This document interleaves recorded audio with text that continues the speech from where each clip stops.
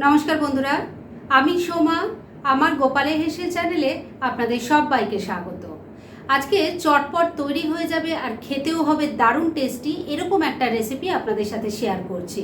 যেদিন বেশি কিছু রান্না করতে ভালো লাগবে না সেদিন কিন্তু এই রান্নাটা করতে পারেন। আর মজার ব্যাপার হলো এর সাথে কিন্তু কোনো রকম সাইড ডিশ না হলেও চলবে। তাহলে চলুন রান্নাটা করে ফেলি। আজকে এই দারুণ টেস্টি চটজলদি ওয়ান পট মিলটা তৈরি করার জন্য কড়াইয়ে তেল দিয়ে গরম করে নিয়েছি। এর মধ্যে অল্প একটু ঘি দিয়ে দিচ্ছি। আপনারা চাইলে পুরো রান্নাটা কিন্তু ঘি দিয়েও করতে পারেন। ঘিটা মেল্ট হয়ে গেছে আর তেলটাও ভালো করে গরম হয়ে গেছে। এবার এর মধ্যে প্রথমে অল্প নুন দিয়ে দিলাম। এবার এর মধ্যে একটু সবজি ভেজে নেব। প্রথমে দিয়ে দিচ্ছি আলুর টুকরো। এখানে আমি একটাই বড় সাইজের আলু নিয়েছি আর সেটাকে একটু বড় বড় সাইজ করে কেটে নিয়েছি। আলুর টুকরোগুলো তেলের সাথে মিশিয়ে হালকা করে একটু ভাজা ভাজা করে নিচ্ছি। আলুর টুকরোগুলো হালকা করে ভাজা ভাজা করে নিয়েছি। এবার এর মধ্যে দিয়ে দিচ্ছি একটু গাজরের টুকরো। আমি এখানে একটাই বড় সাইজের গাজর নিয়েছি আর সেটাকে টুকরো করে কেটে নিয়েছি। সবজির পরিমাণ কিন্তু বন্ধুরা আপনারা নিজেদের প্রয়োজন অনুযায়ী নিয়ে নেবেন।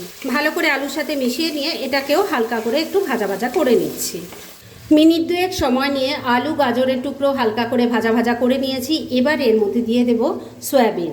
আমি এখানে 1 কাপ পরিমাণ সয়াবিন নিয়েছি আর এটাকে একটু নুন জলে সেদ্ধ করে নিয়ে তারপর গরম জল ফেলে নর্মাল ওয়াটারে ভালো করে ধুয়ে নিয়ে খুব ভালো করে চেপে চেপে সোয়া চাংস থেকে জলটা বার করে দিয়েছি।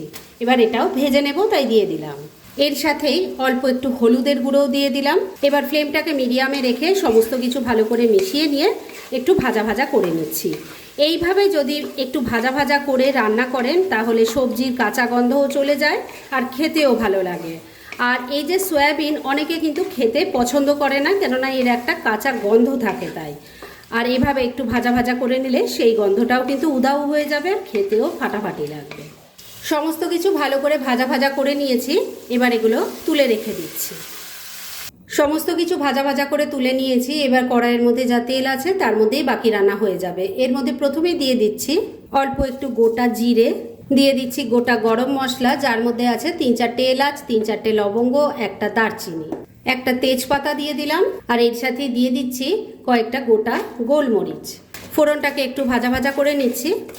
ফোড়নটা ভাজা ভাজা হয়ে গেছে। এবার এর মধ্যে দিয়ে দেব আদা, টমেটো আর কাঁচা লঙ্কার পেস্ট। এখানে একটা বড় সাইজের টমেটো আছে, 1 ইঞ্চি একটা আদা ছোট করে টুকরো করে নিয়েছিলাম আর 4-5টা কাঁচা লঙ্কা একসাথে বেটে নিয়েছি। এই পেস্টটা এবার দিয়ে দিলাম। সামান্য কিছু গুঁড়ো মশলাও দিয়ে দেব। প্রথমেই দিয়ে দিলাম হলুদের গুঁড়ো, একটুখানি লঙ্কার গুঁড়ো দিয়ে দিলাম, অল্প একটু গরম মশলার গুঁড়োও দিয়ে দিলাম, স্বাদ মতো নুন দিয়ে দিচ্ছি, অল্প একটু চিনিও দিয়ে দিলাম। এবার সব কিছু ভালো করে মিশিয়ে নিয়ে মিডিয়াম ফ্লেমে মশলাটাকে খুব ভালো করে কষিয়ে নিতে হবে। এই মশলাটা কষাতে কষাতে বন্ধুরা আমি আরেকটা মশলা তৈরি করে নিচ্ছি। আর তার জন্য কি কি নিয়েছি সেটা দেখিয়ে দিই। এখানে আছে 1 চামচ গোটা জিরে আর 1 চামচ গোটা ধনে। এটাকে প্রথমে আমি শুকনো গুঁড়ো করে নেব আর তারপর পরিমাণ মতো জল দিয়ে বেটে একটা মিহি পেস্ট তৈরি করে নিচ্ছি। গোটা জিরে আর ধনেটা দেখুন বেটে নিয়েছি। আর এদিকে মিনিট দুয়েক সময় নিয়ে কিন্তু মশলাটাও কষানো হয়ে গেছে। এবার বেটে রাখা জিরে ধনেটা দিয়ে দিলাম। ফ্লেমটাকে মিডিয়ামে রেখেই আবারও একবার ভালো করে মিশিয়ে মশলাটা খুব ভালো করে কষিয়ে নিচ্ছি। যত ভালো করে কষিয়ে কষিয়ে রান্নাটা করবেন খেতে কিন্তু অসাধারণ হবে। 2-3 মিনিট সময় নিয়ে সমস্ত কিছু মিশিয়ে মশলাটাকে আবারও একবার খুব ভালো করে কষিয়ে নিয়েছি। এবার ভেজে রাখা সবজি আর সয়াবিন দিয়ে দিলাম। মশলার সাথে খুব ভালো করে মিশিয়ে কষিয়ে নিচ্ছি। বন্ধুরা আপনারা আমার রেসিপি দেখার সাথে সাথে আমার ফেসবুক পেজ গোপালের হেসেল তাতেও ভিজিট করতে পারেন। ডেসক্রিপশন বক্সে লিংক দেওয়া আছে।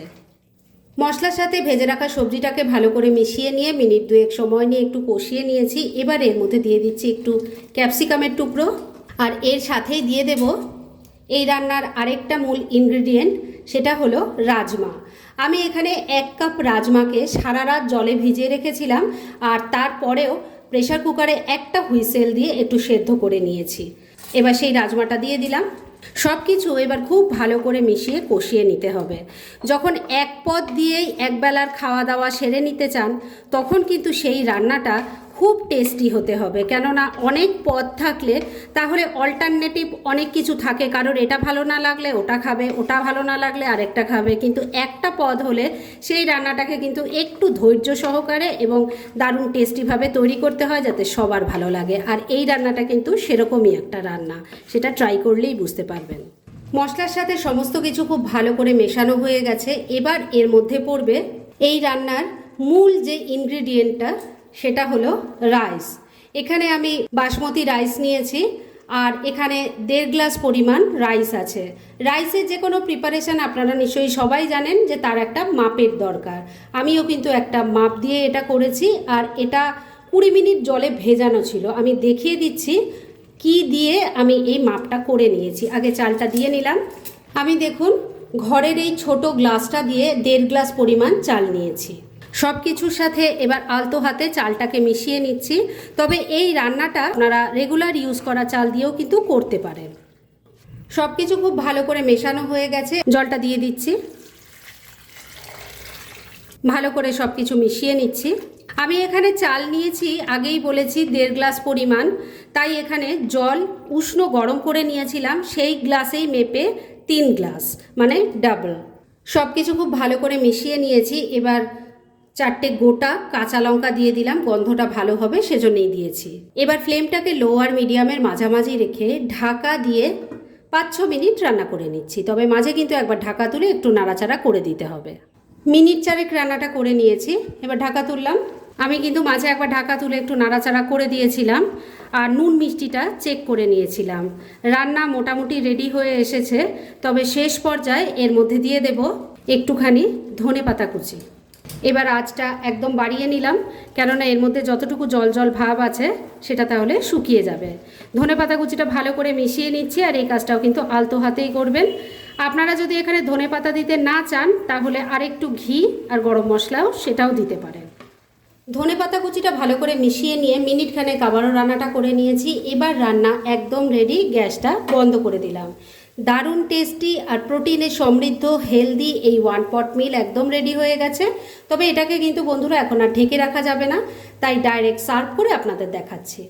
ফ্রেন্ডস, আমার আজকের এই দুর্দান্ত স্বাদের 1 পট মিল রেসিপি একদম রেডি হয়ে গেছে এবং আমি সার্ভ করে দিয়েছি। যেদিন বেশি কিছু রান্না করতে ভালো না লাগবে সেদিন এই একটা পদ দিয়ে কিন্তু বাড়ির সবার মন জয় করে নিতে পারেন। খেতে অসাধারণ হয়, সেটা একবার ট্রাই করুন তাহলেই বুঝতে পারবেন।